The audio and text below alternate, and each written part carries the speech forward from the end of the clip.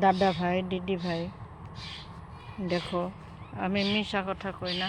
আমি এই যে কীরকম ঘরে বসবাস করি দেখেন। এই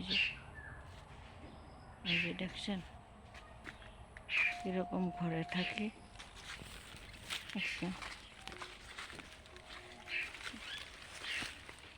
এই যে দেখেন আধা বেড়া নাই।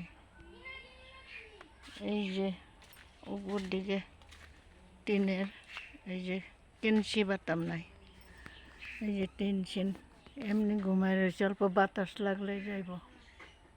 দেখছেন এই যে খেরকি সেরকি, এই যে কাপড়ের হপা দেই, এই যে বুড়ায় থাকতে বানাই দিছিল। এই যে পাকা বেড়া, কিন্তু উপর দিকে নাই, বেড়াটা পাকা আছে। এই যে দেখছেন, মানে থাকার অবস্থা নাই। দেখছেন আমি মিশা কথা কই না। আমি আমার মতো না দুর্ভিক্ষিণী নাই, কিন্তু মনের ভিতরে বিরাট ফুর্তি। আমার ফুর্তি কি, এই যে দেখেন এইখানে অল্পটুক মাটির মধ্যে এই যে কি কি লাগাই রাখছি না। মানুষে কয় যে টাকা পয়সা বলে হয় মানিক প্ল্যান রুইলে। এই যে দেখেন,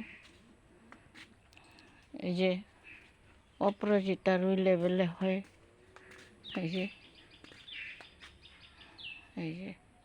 দেখেন, আপনাদের কাছে আমি কিছু চাই না, টাকা পয়সা চাই না। আপনারা খালি আমারে সহায় করবেন, এইটুকুই আমার কামনা।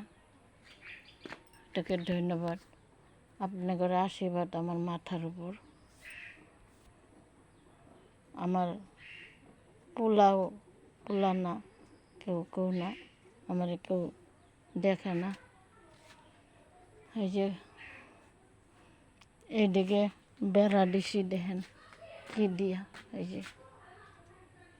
এই যে গাছ নি দিয়ে বেড়া দিয়ে রাখছে। এই যে বেড়ার মধ্যে পান গাছ কয়টা দিছি। এই যে দেখেন, আমি মিশা কথা কই না। আমার মতন দুর্ভিক্ষিণী এই যে দেখেন, এই যে ঘরের হাল, এই যে খুঁটা সুটা এই যে ভাঙা গেছে, সব ভাঙা গেছে। এই যে দেখছেন, এরকম আমার দশা।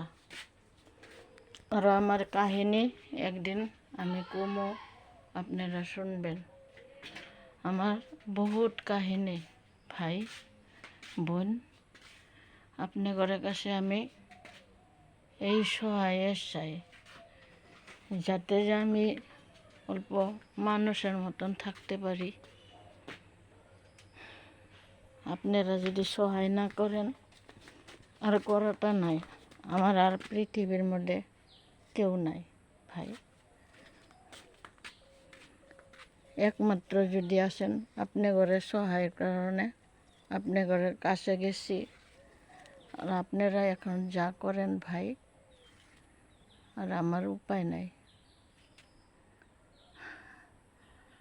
আপনারা বুড়ি বইলা বা দিদি বইলা যদি দয়া মরম করুন, একটা ভালো একটা মোবাইলও কিনতে চাই, তাও পারি না। এই যে মোবাইলটা দিনের ভিতরে কয়বার হ্যাং মারে, রাখি। খারাপ পায় না, কিবা ভুল কইছি যদি মাপ সাপ করে দেন।